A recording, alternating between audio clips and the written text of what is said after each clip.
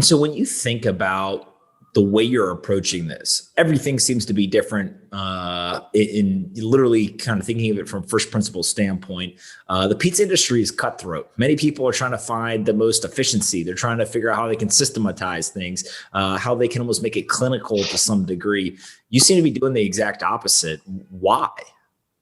Yeah, I mean, for two reasons. I think the first is that if you kind of go back to the origin story, right, this was much more about a greater purpose. We always talk about the and pizza coming before the actual pizza, right? And that was about promoting unity, uniting the working class, et cetera, around fair wages, living wages. But on the pizza front, I've always felt like if you're going to do something right new and you're going to enter into an industry that you have no experience or track record of building or innovating or doing anything inside of, that you need to really bring a strong point of view.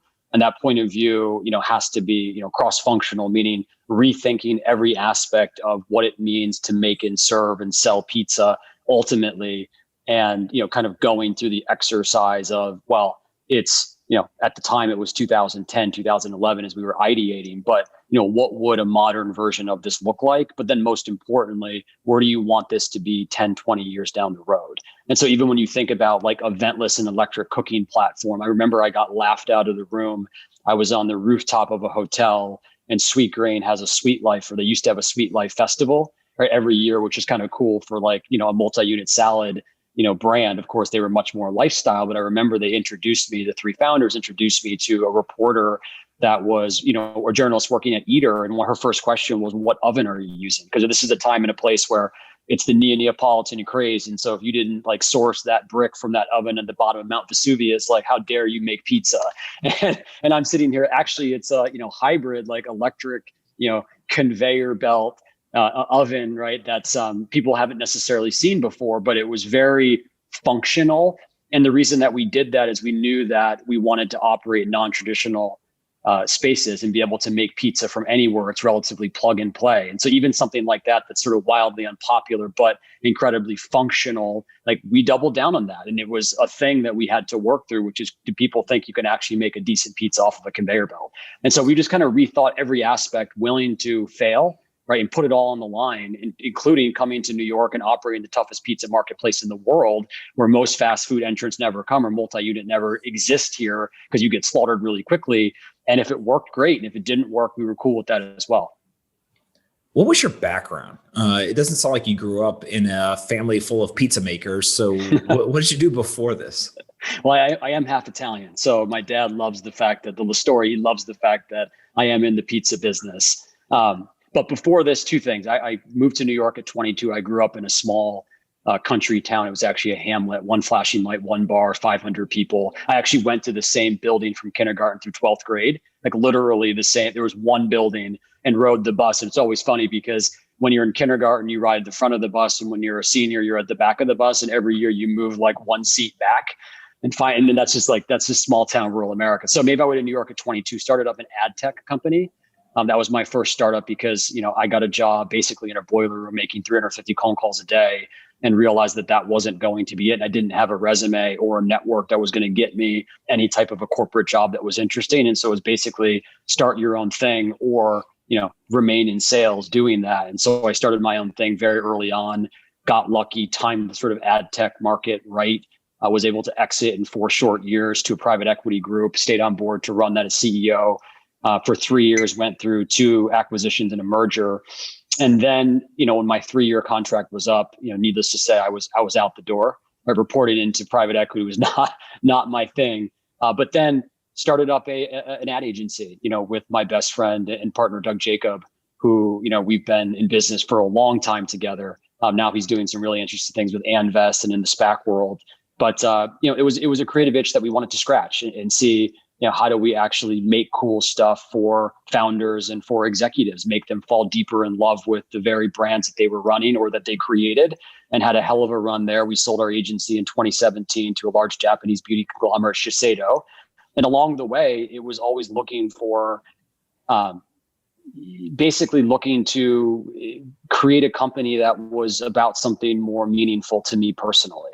Right. That took sort of, how and where I was raised and applying that to having lived, in New York and really wanted to quote unquote change the world. And so this notion of, can we create a company that's really focused on high quality jobs? I think that's one thing in America that's really hard to come by right now. There's too few of high quality jobs and high quality food under a socially conscious umbrella. And that was sort of the big mission.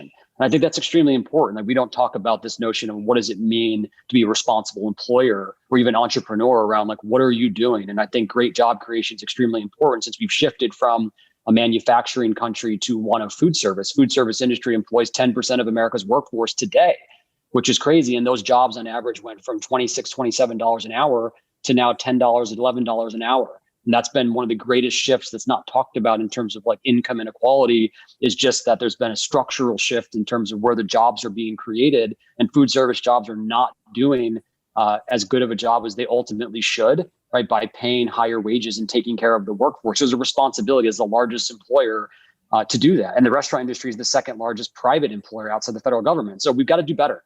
And I think part of doing better is building a company by example and proving that your hypothesis around paying people more and being able to produce a type of profit that has people excited, right, to invest in the concept and that it can grow, leading by example, and then taking that and being an open book and trying to shove it, down every single fast food executive's throat around like what you actually can do if you approach it with a different set of eyes. How do you guys solve that problem? So it's tough. I mean, every single day, we're talking about, what does it mean to be, a good employer and provide high quality jobs, right? It started with wages. I think wages is the easiest solve, right? Because that's just transactional. If that means that tomorrow you make a little bit less because you're paying more, right? Over time, actually the opposite happens. We've seen massive margin tailwinds, right? Our profitability on a per shop basis has increased year over year since 2017.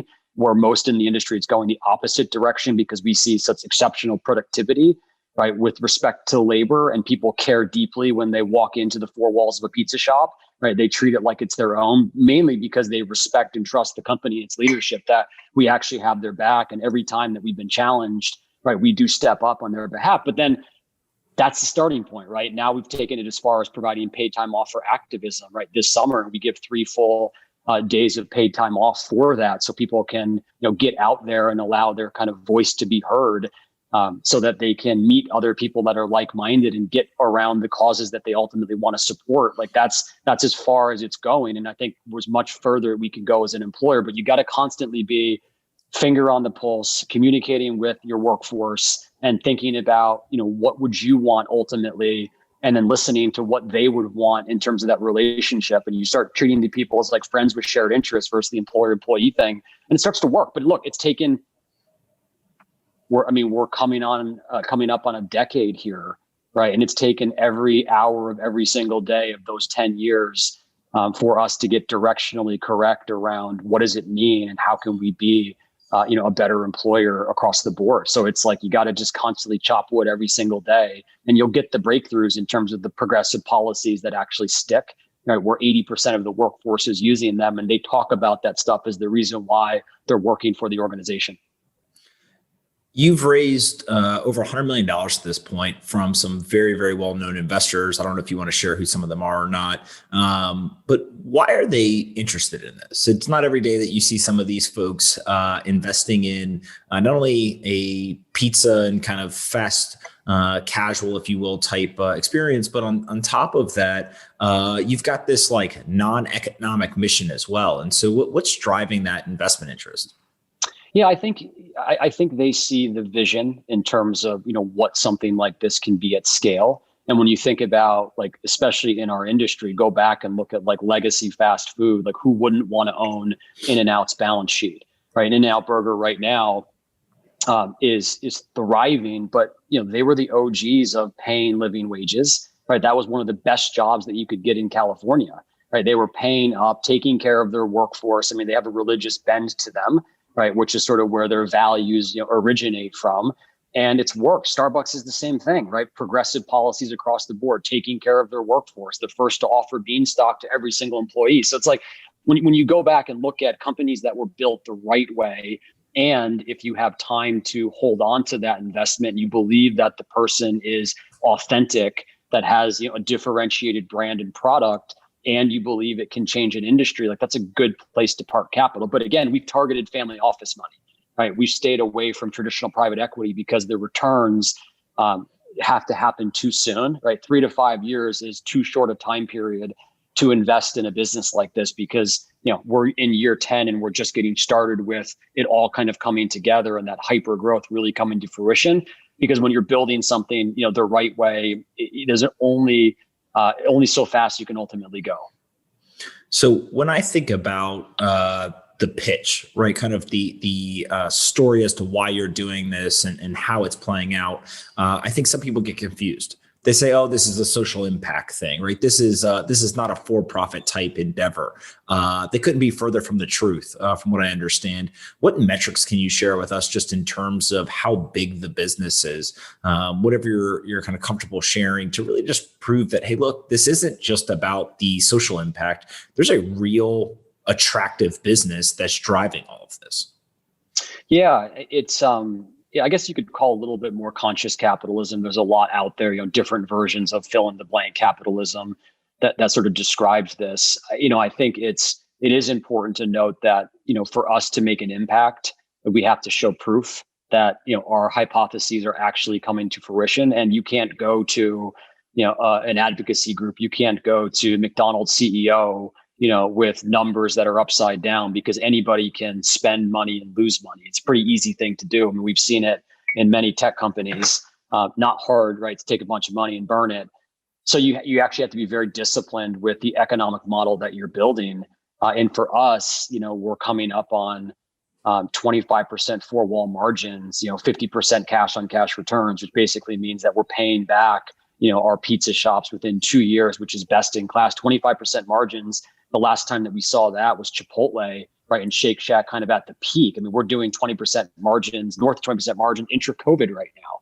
And so the business is very profitable. And I give a lot of that to, of course, like the technology and the operating system that we built, but the labor productivity and our family and workforce coming together and showing up. We have 50 locations now, and we are opening 27 this year. We actually opened 11 locations intra-COVID, which was really cool. Right, agreed to play offense really early on, make big investments in our people, get back to swinging hammers and opening up pizza shops, and we will triple in size in the next 3 years. That's what we are capitalized for, and that's the direction that we're ultimately going. Primarily on the Eastern Seaboard, so think from Boston all the way down through Atlanta, and filling aggressively in those markets to make sure that we're clustering right the way Domino's, that we're saturating, making it really easy to get our pizza, and getting closer and closer and closer to our customers.